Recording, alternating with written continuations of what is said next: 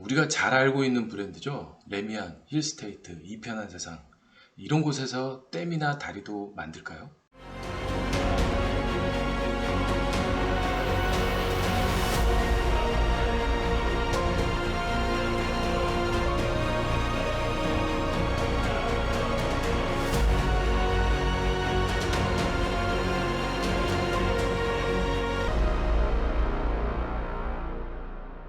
네, 오늘은 아들 진로 걱정하시는 부모님이 보내주신 메일입니다. 네, 이번에 저희 아들이 토목공학과에 입학하게 되었습니다. 건축 분야는 우리가 사는 집이라 대략 기본적인 건 알고 있는데 토목 쪽은 거의 아는 게 없어서요.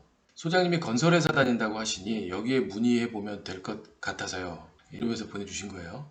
요점 정리 딱딱해서 질문을 적어주셨어요. 첫 번째가 큰 건설회사들은 다 토목 쪽 사업을 하는지, 두 번째 질문이 인천대교 같은 유명한 현수교를 짓는 게 바로 그 우리나라 큰 건설회사들인지, 세 번째로 적어주신 게 집 지을 때 땅을 파는데 이것도 토목 분야의 일인지, 이렇게 이제 세 가지를 문의해 주신 거예요.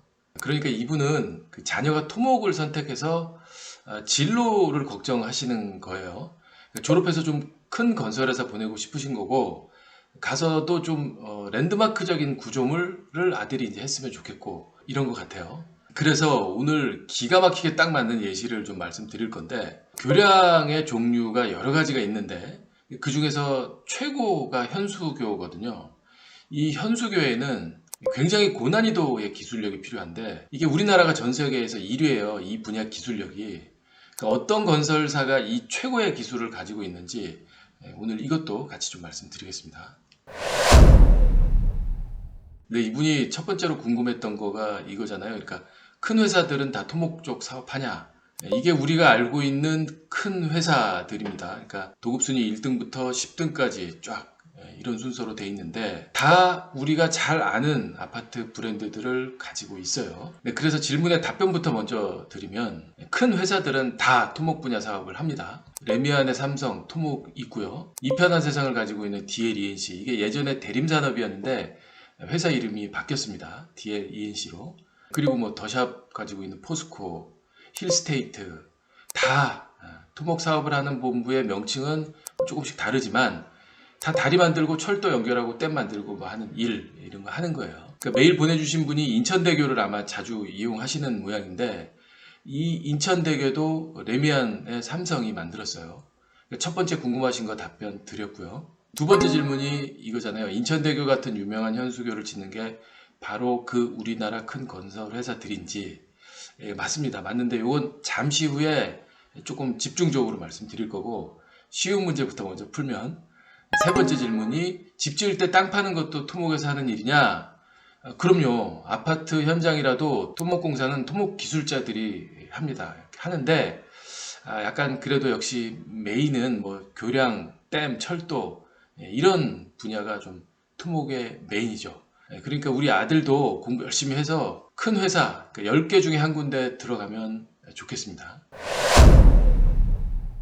자, 오늘 본격적으로 들어갈 건데 그 전에 인천대교 같은 유명한 현수교, 이렇게 이제 질문하셨잖아요. 일단 이 부분에서 메일 보내주신 분이 잘못 알고 있는 게 있는데, 인천대교는 현수교가 아닙니다. 교량의 분류상 사장교가 맞아요.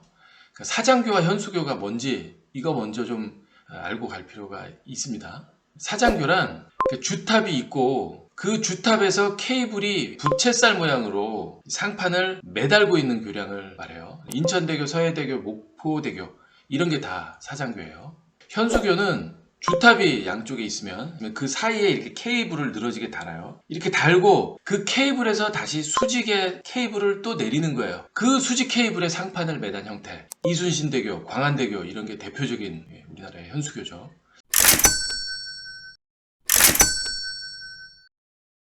그런데 여기서 다리도 뭔가 이 규모를 따질 거잖아요. 긴 다리, 짧은 다리 이렇게. 건축물 같은 경우에는 높이가 얼마야? 이걸 따지잖아요. 세계에서 가장 높은 건축물 뭡니까? 부르즈 할리파 828m. 지상에서부터 저 꼭대기까지. 이런 식으로 따지잖아요.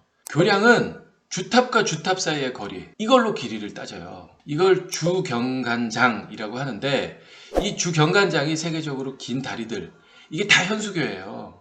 그러니까 공학적으로 길게 시공이 되려면 현수교일 수밖에 없어요. 아무튼 그래서 현재까지 세계에서 제일 긴 다리의 기록은 일본 건설사가 가지고 있었어요. 아카시 해협대교 1998년에 만들었고 주경관장이 1991m죠. 그러니까 무려 24년간 1위를 일본이 차지하고 있었던 건데, 이 기록을 우리나라가 깬 거예요. 이번에 우리나라 건설사인 DLENC, 아까 그 이편한 세상 짓는 건설사, 여기가 세계에서 제일 긴 다리를 만들었어요. 차나칼레 대교, 터키에 있는 거고요. 2023m 길이에요. 그러니까 마의 2km 벽을 깼어요. 근데 이게 또 얼마나 대단한 거냐면, 그냥 길이만 긴 게 아닌 게, 우선 좀 4년간의 시공 과정 영상으로 먼저 보시죠. 첫 번째 단계로 주탑의 기초를 만들어요. 그러니까 엄청난 높이하고 하중을 견디려면 기초도 저렇게 어마어마해야죠. 저걸 케이슨이라고 부르는데, 다 만들고 나면 도크에 물 채우듯이 이렇게 해서 띄우려는 거예요.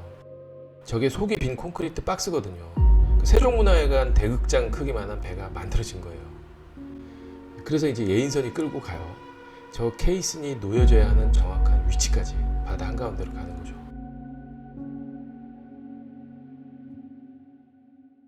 원통형 철강제도 올리고요. 그리고 기초가 있어야 되는 그 포인트, 거기 가서 이제 가라앉히는 건데, 이때도 얼마나 정확히 앉히느냐, 이게 또 핵심 기술이거든요. 지금 보고 계신 건 오차 범위가 플러스 마이너스 20mm라니까 이것도 정말 대단한 거죠. 주탑으로 올라갈 철제 박스예요. 저게 다 설치되고 나면 높이가 334m가 되는 거니까 에펠탑보다 높은 구조물이 바다 위에 만들어지는 거예요.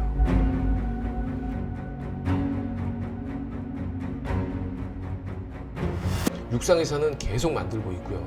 공기 단축을 위해서. 한 덩어리 한 덩어리씩 쌓아 올리는 거죠. 타워 크레인으로 올리는데, 저 멀리 두 번째 주탑도 한번 보세요. 같이 많이 올라갔어요. 마지막 주탑 올라가고 나면 케이블이 설치될 상부 구조물을 그 위에 이제 올리면서 주탑 설치는 완료가 되는 거죠.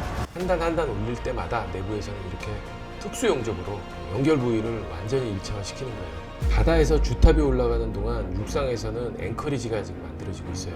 앵커리지가 뭐냐면 교량 양쪽 끝 육상에서 케이블을 단단히 잡아주고 고정해주는 일종의 말동 역할을 하는 그런 콘크리트 구조물인 거예요.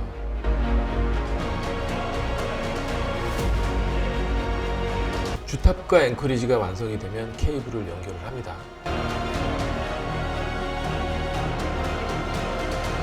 구조물이 완성된 앵커리지에도 곧 케이블이 고정될 거예요.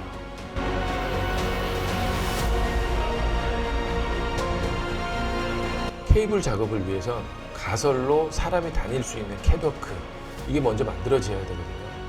밤낮이 따로 없어요. 저 캐도크로 다니면서 끊임없이 점검하고 본 케이블 설치할 준비하고 있는 모습이에요. 드디어 직경 881mm짜리 케이블이 주탑 기둥 하나에 하나씩 설치가 됐어요.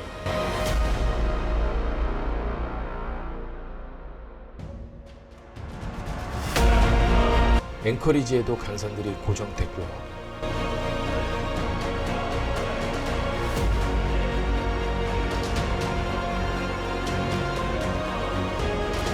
이제 상판 설치할 차례인데, 배로 한 판 한 판씩 이렇게 실어 나르는 거예요.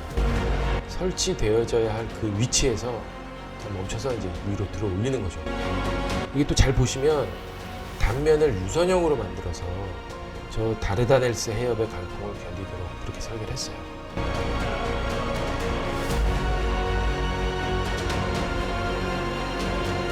코로나 때문에 뭐 전부 마스크까지 낀 상태로 저렇게 힘들고 정밀한 작업을 하고 있는 거예요. 이제 드디어 마지막 상판 얹고 있는 건데, 저 위에 포장만 하면 이제 끝나는 거죠.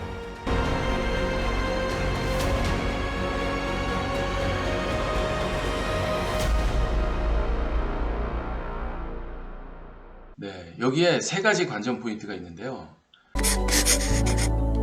숫자에 담긴 의미를 좀 봐야 돼요. 주 경관 거리가 2023m라고 했잖아요. 이게 터키가 2023년도에 건국 100주년이 되는데 이걸 기념해서 설계를 한 거예요. 근데 어떤 나라의 상징적인 구조물에는 이런 게 되게 많아요. 우리나라에도 이순신 대교 있잖아요. 우리나라에서 제일 긴 다리, 이것도 DLENC가 시공한 다리인데 이게 1545m거든요. 주 경관장이. 이 1545가 이순신 장군이 태어난 연도를 기념하려고 맞춘 거예요. 아무튼 다시 터키로 또 돌아가서 주탑 높이도 세계 최고예요. 334m. 저 주탑에서 상부에 있는 구조물을 뺀, 그러니까 순수 주탑만의 높이가 318m인데 이게 또 터키의 승전 기념일인 3월 18일을 의미하고 있어요. 그러니까 터키가 1915년 3월 18일 날 갈리폴리 전투에서 승전하는데 이날을 기념하기 위해서 맞춘 숫자죠. 그러니까 터키 국민들한테 엄청난 의미가 있는 다리가 만들어진 거죠. 저렇게 높고 그리고 길이도 길게, 이런 것도 물론 중요하지만 진짜 첨단 기술은 따로 있어요. 바람의 영향을 가장 많이 받는 교량의 형태가 현수교거든요. 왜냐하면 길이 자체도 엄청나게 긴 상태이지만 거기다가 상판이 실에 매달려 있는 거잖아요. 그러니까 이게 아래로의 하중은 뭐 초고강도 실이 얼마든지 견뎌져요. 실제로 저 케이블이 직경 그 881mm인데 이게 10만 톤의 하중을 견딜 수 있다고 그래요. 그러니까 승용차 6만 대 무게를 한꺼번에 견디는 거예요. 뭐 이 정도면 지나다니는 차량이 뭐 두 줄로 쫙쫙 세워놔도 차량의 무게를 뭐 못 견딜 일은 없는 건데, 그런데 이 들썩이는 바람, 여기엔 취약할 수밖에 없거든요. 실이라. 저기가 또 해협이니까 바람도 엄청나게 세게 불 거고, 그래서 모든 부재들이 바람을 관리할 수 있는 형태, 이걸로 설계가 되어져 있어야 되거든요. 이 케이블도 바람을 관리할 수 있도록 인장력을 계산해서 당겨줘야 되는 거고, 상판도 바람을 관리할 수 있는 형태가 되어야 되는 거예요. 그래서 공학적으로 이 부분을 풀어내는 게 완전 핵심 기술이고 숙제거든요. 실제로 바람 때문에 무너진 다리가 있어요. 타코마 다리. 미국 워싱턴주에 있었던 현수교인데 얘도 현수교예요. 1940년에 무너졌어요. 바람 때문에. 그러니까 바람이 상판의 한쪽을 들어 올렸다가 이게 떨어질 때 반대쪽을 또 들어 올리는 거예요. 이런 작용을 반복하면서 다리가 요동을 치다가 무너져 내린 거예요. 그러니까 당시 기술력이 뭐 이런 부분까지를 고려를 못했던 거죠. 그런데 이때보다 훨씬 더 경관이 길어진 거잖아요. 그러니까 더 위험 요소가 많아진 거죠. 그래서 DLENC가 이번에 자체 개발한 기술로 이 난제를 풀었는데 상판을 유선형으로 만들었어요. 비행기 날개 모양으로 단면을 설계를 해서 이 다르다넬스 해협의 강력한 해풍을 이겨내게 그렇게 단면 설계를 했고요. 또 하나가 이 상판의 중간 부분에 이 바람길을 낸 거예요. 가운데가 쫙 뚫려져 있잖아요. 저기로 이제 바람의 영향을 적게 받으려고 저렇게 만든 거죠. 그래서 결국 초속 91m까지 견딜 수 있는 내풍 안정성을 발휘하도록 만든 거죠. 차나칼레 대교가 좀 특별하다고 말씀드릴 수 있는 게 그냥 시공만 해주고 끝난 게 아니에요. 우리나라 시공 컨소시엄이 디벨로퍼로 참여를 했어요. 그러니까 향후 12년간 이 교량과 연결 도로 총 85km인데 이걸 운영하면서 나오는 수익금을 꼬박꼬박 받는 이런 구조로 계약을 한 거예요. 거기다가 주요 자재들도 다 우리나라 업체가 제작해서 공급을 했어요. 주탑, 상판, 케이블, 여기 이제 철이 들어갈 텐데 여기 들어가는 철은 포스코가 공급을 했고 이 케이블을 제작한 건 고려제강이라는 업체가 맡았고요. 이거 말고도 뭐 제어장치나 각종 부속 자재 뭐 이런 것도 다 우리나라 업체가 조달을 한 거니까 이거 뭐 완전 알짜로 참여한 거죠. 네, 그래서 이들 국내 업체들이 발생시킨 매출만 1억 8천 유로. 대단하죠. 그러니까 진정한 애국자들인 거예요. 정말 자랑스러운 거죠. 올림픽 메달 딴 것 같아요. 아무튼 이런 코로나 시국에 멋지게 국위선양한 우리나라 토목 기술자들과 건설사 응원합니다. 그래서 오늘의 결론, 아들 DLENC 교량팀에 입사하세요. 세계 최고 회사 들어간 겁니다. 끝.